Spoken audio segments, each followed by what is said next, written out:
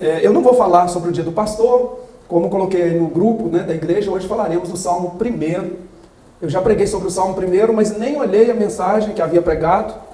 Preparei uma mensagem totalmente nova, quer dizer, ela não, sem influência da mensagem anterior. É claro que quando você lê muito um texto, como eu já li muito esse Salmo e os Salmos, né, o meu mestrado foi no livro dos Salmos, né, lá no Reino Unido. Então eu trabalhei muito o livro dos Salmos. E o Salmo 1, eu estou dando o título de Bênçãos Inéditas, que é um termo que eu já usei aqui com os irmãos. Não é um termo que eu tirei de livros, né? Pode ser que esteja em algum livro, que há muitos livros no mundo, mas é um termo que eu mesmo trouxe. Bênçãos inéditas. Bênçãos inéditas. O Salmo não é inédito, né? Eu até tenho um Salmo inédito lá, que eu posso até trazer para os irmãos depois, que é o Salmo 151, que é um dos salmos que eu trabalhei no mestrado, né? Então nós temos outros salmos, né? Além do livro dos Salmos, desses 150, há outros salmos que não fazem parte da Bíblia e que são muito interessantes e têm muita proximidade com os salmos bíblicos. E o 151 é um desses salmos também que eu trabalhei lá no meu curso de mestrado lá no Reino Unido, no país de Gales. Cada um de nós, sem exceção, já foi ou será abençoado pelo Criador, sem exceção. Estou falando da bênção da existência, da bênção dos sentidos, da bênção da vida e de tudo que procede dela. Estou falando também daquelas bênçãos que estão reservadas a um grupo seleto de pessoas, pessoas especiais, pessoas especiais. Vamos ler o Salmo 1. Eu estou usando a Almeida Corrigida Fiel, viu, Débora? Almeida Corrigida Fiel, o Salmo 1. O Salmo é um livro fácil, né, da gente encontrar. Ele está mais ou menos no meio da Bíblia. E ele diz assim: bem-aventurado o homem que não anda segundo o conselho dos ímpios, nem se detém no caminho dos pecadores, nem se assenta na roda dos escarnecedores. Antes tem o seu prazer na lei do Senhor, e na sua lei medita de dia e de noite. Pois será como a árvore plantada junto a ribeiros de águas, a qual dá o seu fruto na estação própria, e tudo quanto fizer prosperará. Não são assim os ímpios, mas são como a moinha que o vento espalha. Por isso, os ímpios não subsistirão no juízo, nem os pecadores na congregação dos justos. Porque o Senhor conhece o caminho dos justos, mas o caminho dos ímpios perecerá. Então essa é a palavra de Deus, esse é o salmo para esse momento especial. Podemos dizer, de acordo com o Salmo 1, que as bem-aventuranças, porque aqui no hebraico se usa no plural, esse bem-aventurado é um plural em hebraico, que as bem-aventuranças, elas têm três fases, de acordo com esse salmo ou nesse salmo. A fase de dizer não, a fase de dizer sim, e a terceira fase, que é a da colheita das bênçãos.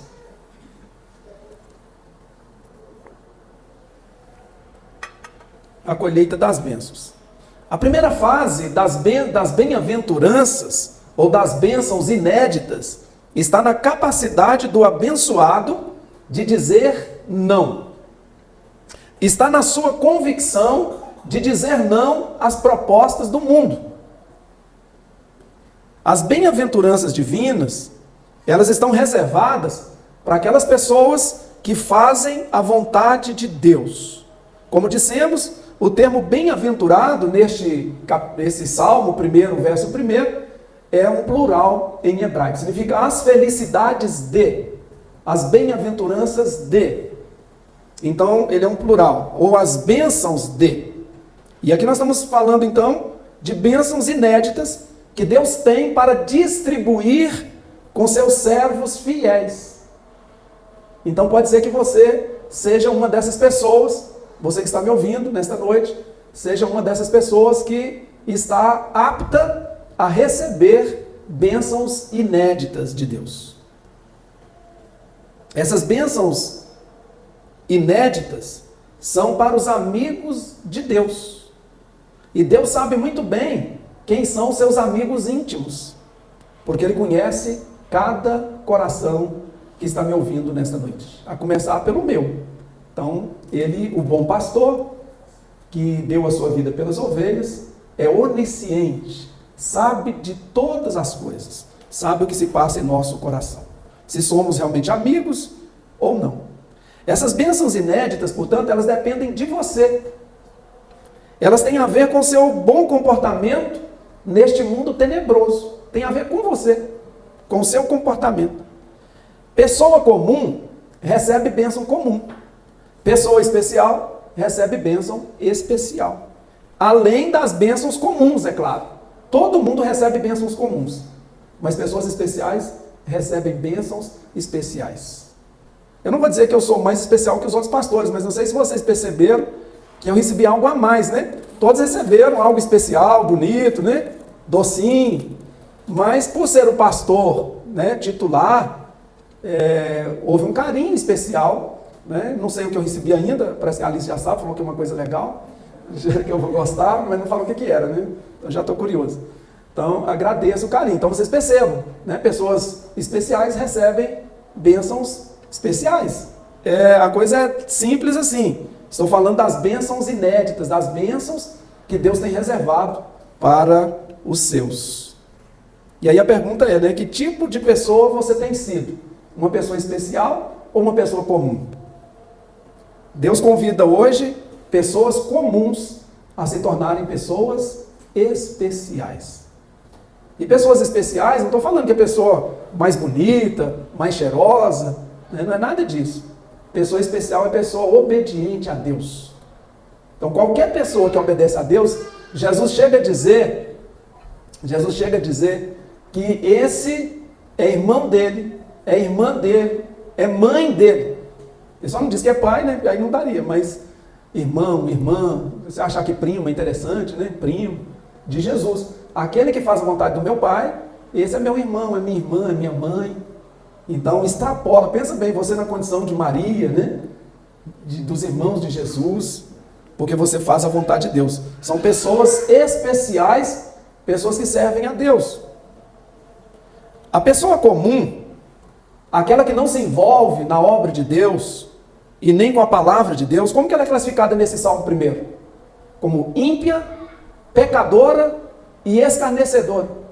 Ímpia, pecadora e escarnecedora.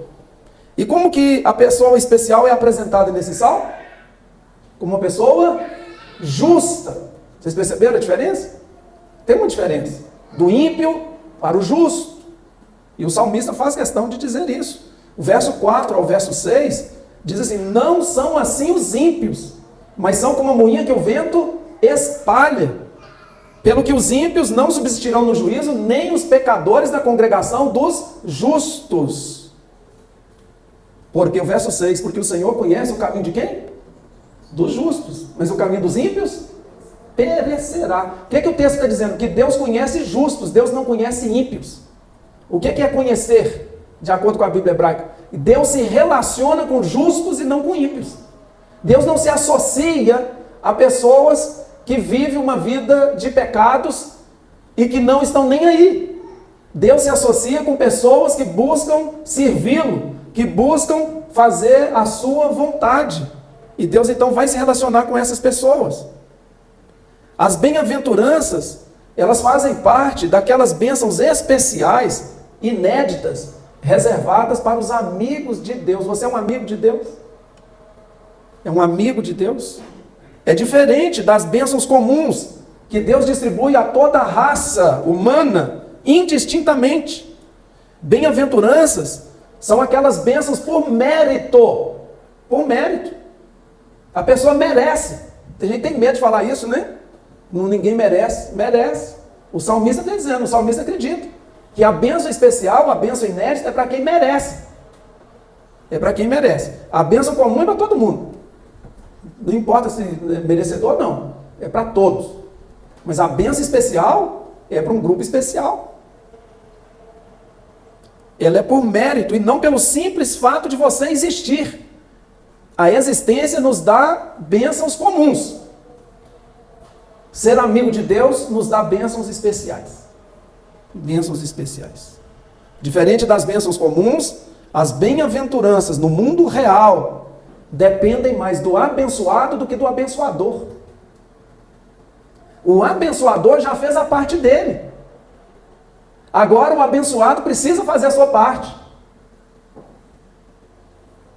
O abençoador já predispôs a sua criação para agir em favor do abençoado. Não tem nem muito esforço, não tem que fazer esforço. Vai ser natural.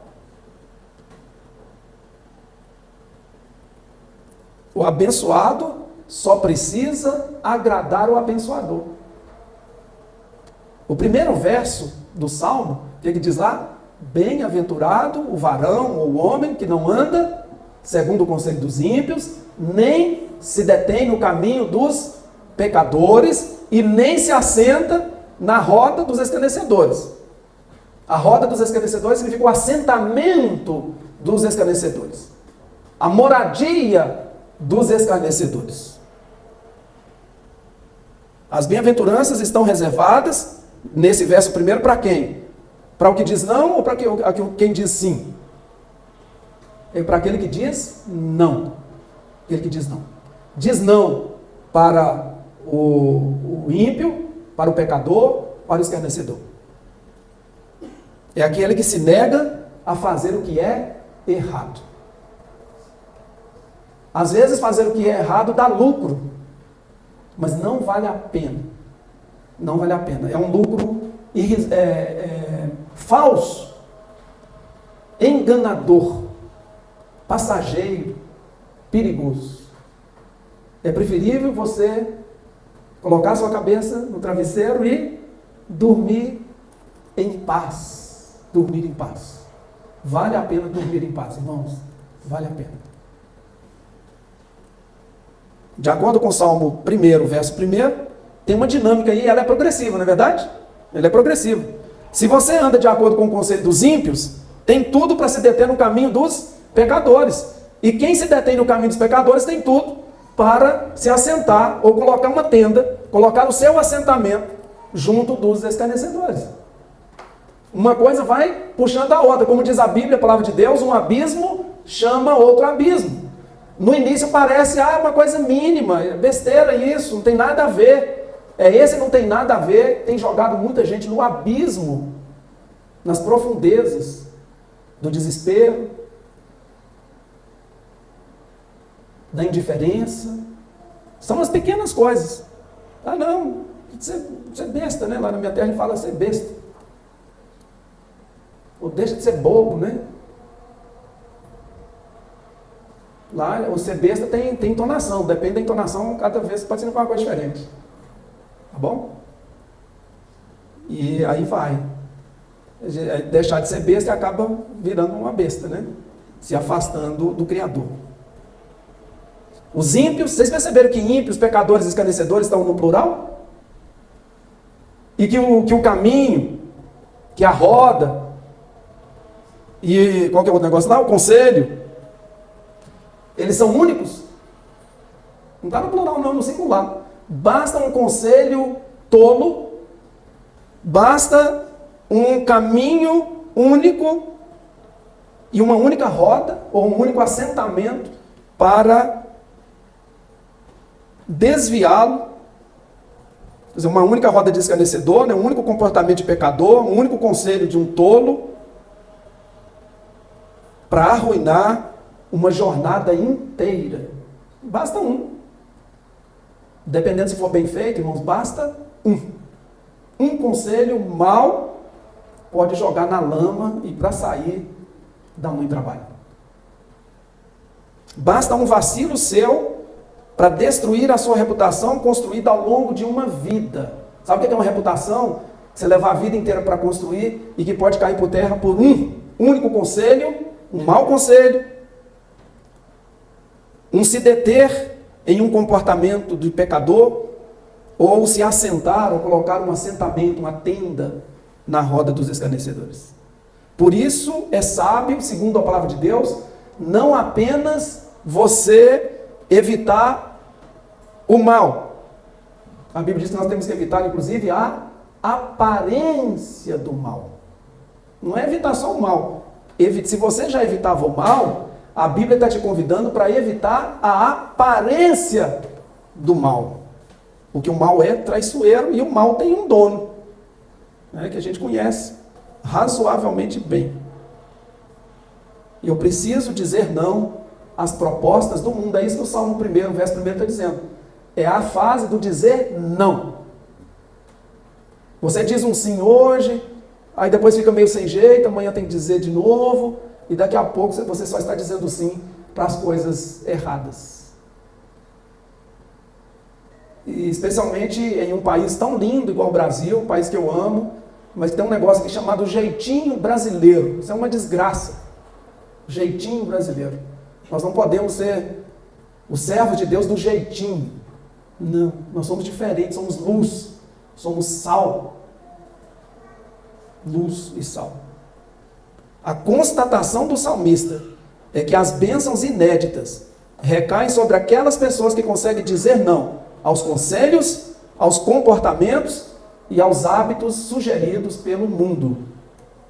Há uma citação que é atribuída a Martinho Lutero, que diz o seguinte: não podemos impedir que os pássaros voem sobre a nossa cabeça, mas nós podemos impedi-los de fazer ninho nelas. Não podemos impedir que os pássaros voem sobre a nossa cabeça, mas nós podemos impedir que eles façam ninhos nelas. Não tem como impedir que os escarnecedores, os ímpios, estejam próximos de nós. Mas nós podemos construir a nossa barraca em outros arraiais. Construir a nossa tenda, colocar a nossa tenda longe dos escarnecedores. Longe dos pecadores. E quando fala pecador aqui, é aquele pecador que não está nem aí para o pecado. Porque nós somos pecadores também. Mas pecadores que quando pecamos, nós nos arrependemos, nós confessamos, e os nossos pecados são perdoados, esquecidos, apagados. Tem pecador que nunca confessa. Tem pecador que confessa às vezes uma vez por ano, mas só por confessar. Porque na verdade não está lá no coração. Porque o que está no coração mesmo, confessa quando que confessa pecado? Quando peca. Tem gente que já fala, perdoa minha multidão de pecados, né? Você onde que arruma tanto pecado? Alguém que se diz servo de Deus. Não tem como um servo de Deus ter multidão de pecados. Isso não existe. De acordo com a palavra de Deus. Servo de Deus não carrega a multidão de pecados. Já carregou quando não era servo. Carregou os pecados da vida inteira. O dia que ele se encontrou com Jesus, que ele foi lavado e redimido, ele agora está limpo. Limpo. Daí em diante, o pecado deve ser um acidente na vida e não algo rotineiro, comum, que eu faço, como por exemplo, almoçar, jantar, dormir. Então, o pecado deve ser algo extraordinário, no sentido, acontece uma vez ou outra. Deveria ser assim. Com quem temos andado? Com ímpios ou com justos? Nossas escolhas nos direcionam para caminhos planos ou para caminhos tortuosos. O caminho dos não tementes a Deus conduz à perdição. O caminho dos justos conduz à salvação. A segunda fase das bem-aventuranças, ou das bênçãos inéditas, está na forma positiva de agir de cada um de nós. O bem-aventurado agora diz sim para Deus, porque ele já disse não para o mundo. Então agora ele diz sim para Deus. O bem-aventurado tem prazer na palavra de Deus. E nessa palavra ele medita de dia e de noite. Não é isso que a gente lê no verso 2? Antes tem o seu prazer na palavra de Deus, e na palavra ele medita de dia e de noite. Essa pessoa do Salmo 1, verso 2, é bem-aventurada porque tem prazer, se deleita, coloca seu desejo, esse é o sentido da palavra, coloca o seu desejo nas instruções de Deus. Tem prazer em ser instruído por Deus, mesmo naquilo que fala contra ele, contra a pessoa. Mas a instrução de Deus é tão boa, e a vontade dele é santa, é justa, é perfeita, é agradável, que você fica feliz de ser instruído a mudar, a ser uma nova pessoa, a começar de novo. E não estará em coisas efêmeras da vida.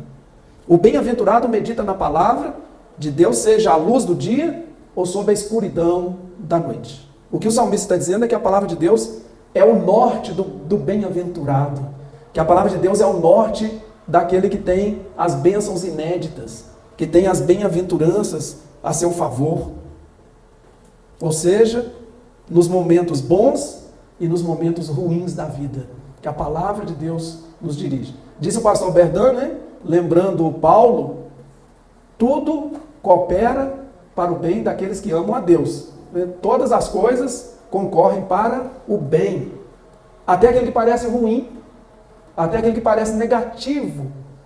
Ah, perdi o avião. Nós mineiros não perdemos o trem, mas às vezes perde o avião. Eu já perdi avião. Avião é um negócio que tem que chegar muito antes, para não perder o avião, né? Já perdi avião, mas a vantagem de perder o avião é que a gente consegue outro voo, né? Tem essa vantagem. Quando perde o trem é mais complicado, né?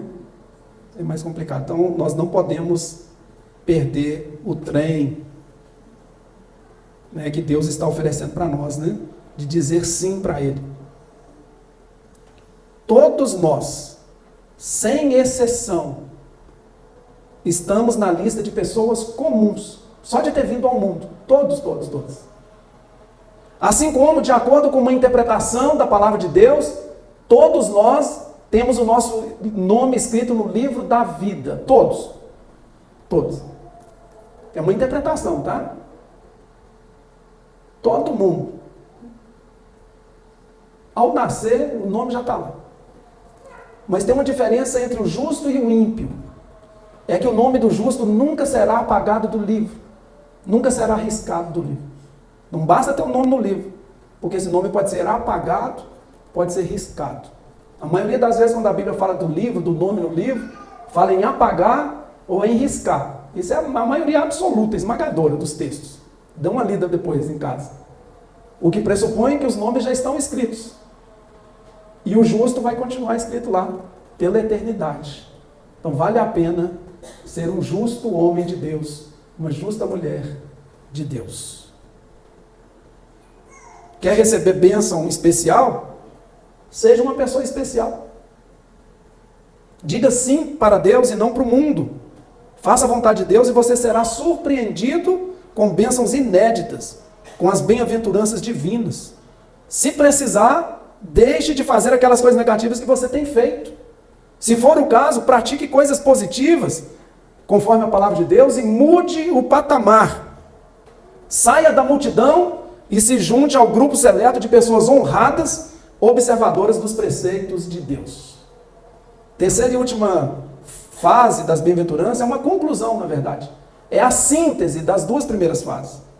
É a conclusão lógica de que quem diz não para o mundo e sim para Deus, vai colher bênçãos. É a fase dos frutos colhidos, o que diz o salmista, na estação própria. Às vezes você acha que está demorando, mas é porque ainda não chegou o tempo, ainda está verde o fruto. Mas na estação própria, no momento certo, o fruto vai ser colhido. E isso é promessa de Deus para aqueles que o amam, para aqueles que dizem não ao mundo, ao diabo. A pessoa que abre mão do comportamento tortuoso de seus conhecidos e se apega aos ensinos de Deus, terá na sua vida bênçãos, felicidades, é plural, né, em hebraico, e bem-aventuranças, conforme nos diz o verso 3 do Salmo 1. O que diz lá? Pois será como a árvore plantada junto a um ribeiro de águas, a qual dá o seu fruto na estação própria, e tudo quanto fizer, prosperará. A vida do abençoado, estou concluindo, do abençoado especial, porque todo mundo é abençoado, viu? Todo mundo, sem exceção, se nasceu na terra, já é um abençoado. Bênção comum vem sobre todos. Bênção especial é só para os especiais. E como é que você se torna um especial? Amando a Deus, fazendo a vontade de Deus. Não estou nem dizendo que você tem que vir para essa igreja aqui. Não estou dizendo que você tem que ler a Bíblia toda em hebraico, em grego, em aramaico, para você ser especial. Nada disso. Faça a vontade de Deus e você está no grupo dos especiais. A vida do abençoado especial será como a árvore frutífera, plantada junto a um ribeiro. Gente, faz diferença. Quantos aqui conhecem Ingá? Lá a gente fala Ingá, a gente fala Angá. Muita gente conhece Ingá, né? Ou Angá, né? Na minha terra a gente fala Ingá, né? O ingazeiro. Descobri 2 ingazeiros no parque Jacques Cousteau. Tem gente que vê o Ingá lá e nem sabe o que é. Então, quando é época de Ingá, eu colho e mostro para o Gabriel. O Gabriel é meio resistente, ele tem 5 anos, ele tem resistência a coisas novas. Mas ele teve coragem de experimentar, né? Só que são 2 ingazeiros longe de um ribeiro, longe da água. E aí eu tiro, né, da árvore. A árvore geralmente ela é alta, é difícil de tirar o ingá. Só deve achar até que a gente é meio maluco, né? Lá no parque, tirando o ingá, né? Na época. Às vezes a gente dá sorte de encontrar um que não esteja bichado. E aí muito docinho. Porque falta ali água. Né? Precisa de mais água. Uma árvore junto a um ribeiro, ela é diferente de uma água longe de um ribeiro. E aqueles engazeiros estão ali. Mas eu fico triste de ver que a maioria é podre. Você abre, não dá para comer. É um negócio tão gostoso e hoje em dia é tão difícil de achar. E tem uma memória afetiva, né? Da época da infância. Eu conheço muito dos frutos do cerrado. Conheço muito da linguagem do cerrado.